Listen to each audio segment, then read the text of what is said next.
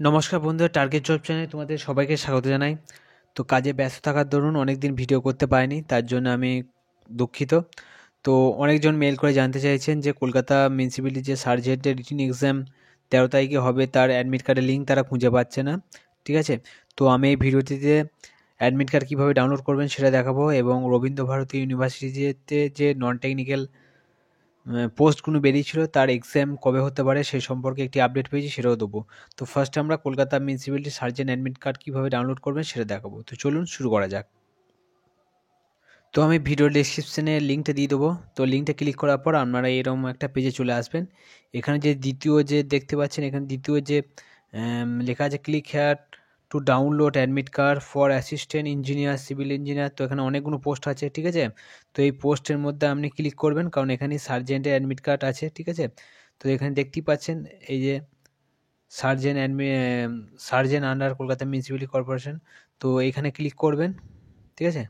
তো ক্লিক করার পর এখানে দেখবেন সিলেক্ট পোস্ট থাকবে, তো সিলেক্ট পোস্টে ক্লিক করবেন। ক্লিক করার পর নিচেতে নামাবেন।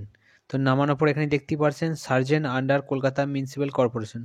তো এইখানটা ক্লিক করবেন, ঠিক আছে।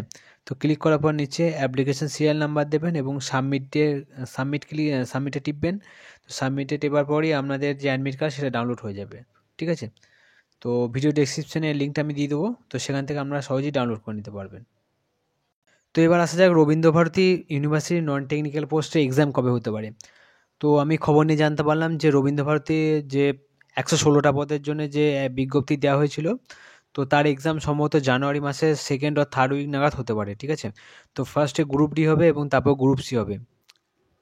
তো তোমাদের কলকাতায় পরীক্ষা হবে, কলকাতায় এক্সাম সেন্টার হবে এবং তোমাদের অফলাইনেও এক্সাম হবে। তো জানুয়ারি মাসের 2nd or 3rd উইক নাগাদ এটা এক্সাম হবে। তো ক্লার্ক এবং গ্রুপ ডি আলাদা ডেটে হবে। তো ফার্স্টে গ্রুপ ডি হবে, তারপরে ক্লার্ক হবে, ঠিক আছে। বা একই দিনে ধরো ফার্স্ট হাফে গ্রুপ ডি হলে সেকেন্ড হাফে ক্লার্ক হতে পারে, এরকম হতে পারে। তো তোমরা ডিসেম্বরের শেষে বা জানুয়ারির প্রথম সপ্তাহে তোমরা আপডেট পেয়ে যাবে, ঠিক আছে, এর এক্সাম কবে হতে পারে। তো এই ছিল টোটাল ভিডিওটা, আশা করি বুঝতে পেরেছো। যারা রবীন্দ্রভারতী ইউনিভার্সিটির কবে এক্সাম হবে এই নিয়ে অনেক কমেন্ট করেছো বা আমাকে জিমেলে মেল করেছো, তো তাদের জন্য এটা আপডেটটা দিলাম। তো তোমরা জানুয়ারি মাসের টার্গেট নিয়ে পড়াশোনা সেমনভাবে চালিয়ে যাও, ঠিক আছে।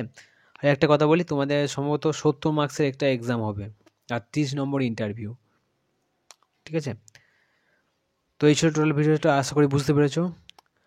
আর যদি কিছু প্রশ্ন করা থাকে নিচে কমেন্ট বক্সে অবশ্যই কমেন্ট করো, আমি উত্তর দিয়ে দেবো।